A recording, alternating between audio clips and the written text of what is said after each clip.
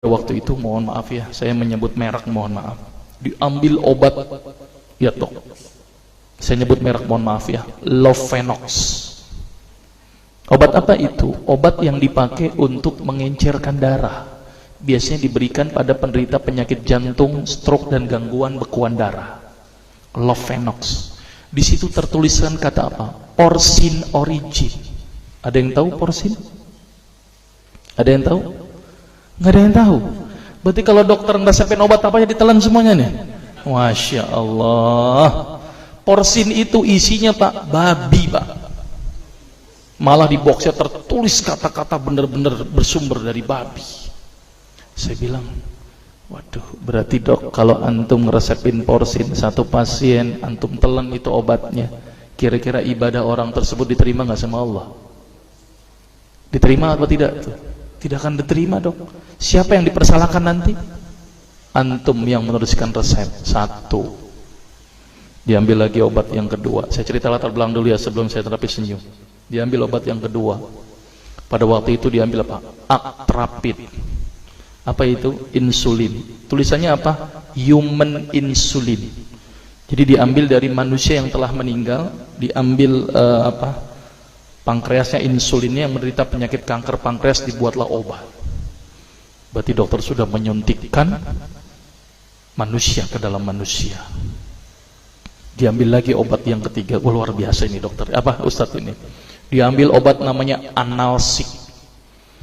Apa itu analsik? Obat untuk pusing. Ini di kalangan dokter sering resep ini nih. Isinya apa? Antalgin dan diazepam.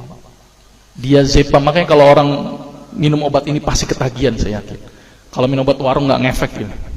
Karena kenapa? Karena mengandung diazepam. Diazepam itu apa? Narkoba pak. Bikin kita teler. Maka itu cara nyari uang paling gampang, kasih aja resepin analsik, pasti balik lagi dia. Karena kenapa? Narkobanya bikin kecanduan. Dia mengandung diazepam. Diazepam fatwa ulama bagaimana? Haram. Diambil lagi obat batuk, kodein. Maka itu kita minum obat batuk langsung hilang batuknya karena kodein. Kodein ini ternyata derivat dari narkoba. Berarti dokter sudah ngeresepin narkoba. Diambil semua obat sirup di depan saya, lihat lihat semuanya. Ada nggak yang tidak mengandung alkohol? Semuanya mengandung alkohol. Sampai saya pikir, Masya Allah, berapa ribu pasien yang telah saya resepkan obat-obatan haram tersebut. Ini yang menjadi kegelisahan saya pak. Maka itu saya beda haluan, kemudian belajar hadis, walaupun gak lulus-lulus biarin, gak apa-apa. Terus kemudian saya melihat ada sesuatu yang salah. Kenapa? Karena agama Islam tidak dipelajari secara benar. Banyak umat Islam saat ini belajar akidah, belajar akhlak, belajar fikih. Tapi lihat, pernahkah umat Islam di sini belajar masalah kesehatan Islam? Sedikit sekali. Kajian-kajian tentang kedokteran Islam hampir tidak ada.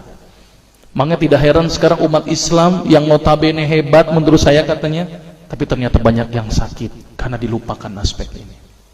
Mudah-mudahan ini menjadi awalan kita untuk mengkaji, karena kajian ini rutin pak. Jadi saya mengisi kaji di beberapa kantor di Jakarta itu per kali pertemuan, per hadis. Dan itu berhubungan dengan masalah kesehatan semuanya.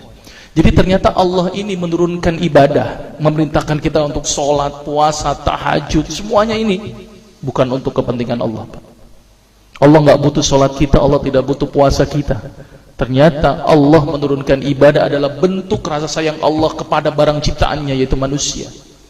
Seperti halnya orang menciptakan motor, mobil, maka di maintenance itu dengan adanya servis. Maka Allah juga memaintenance barang ciptaannya, yaitu manusia, dengan servis. Servis yang dilakukan adalah dengan ibadah.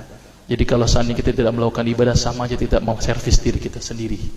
Saya akan terangkan ternyata semua amalan yang dicontohkan Rasul itu bermanfaat dari sisi kesehatan. Saya akan mulai nanti dengan terapi senyum ya.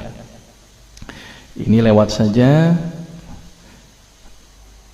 Ini saya mohon maaf nyebutin obat-obatannya, mohon maaf ya. Ini juga mengandung plasenta. Plasenta itu ari-ari ya. Jadi di luar negeri itu ari-ari dipakai obat pak. Kalau di Indonesia diapain pak? Dikubur, kadang-kadang pakai apa? Kaca, pulpen, buku, kadang-kadang pakai kurungan ayam. kreatif, tapi kreatif nggak benar, gitu ya. Di sana ini obat Lovenox namanya ya, jadi bersumber babi. Ini yang mengandung narkoba. Wah, dulu tuh saya kalau jadi dokter gila-gilaan pengasih narkoba, Pak. Setiap ibu hamil, setiap ibu datang dengan bawa anak kecil, itu anak kecil pasti saya kasih narkoba, Pak.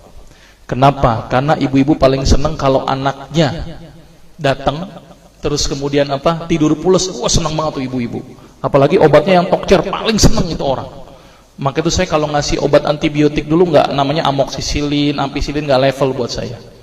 Apa yang saya kasih? Cephalosporin. Obat turun demam aja nggak ngefek, menurut saya cuma 500 mg, Pak. 650. Dan selalu anak kecil datang kan alasannya takut kejang. Selalu saya tambahkan apa ini, Pak? Luminal. Saya dulu bandar narkoba, Pak, tapi legal, resep. Makanya itu saya banyak dosa ini. Mudah-mudahan ini bisa menembus dosa saya nanti di akhirat. Ya, ini insulin ya. Ini kosmetik yang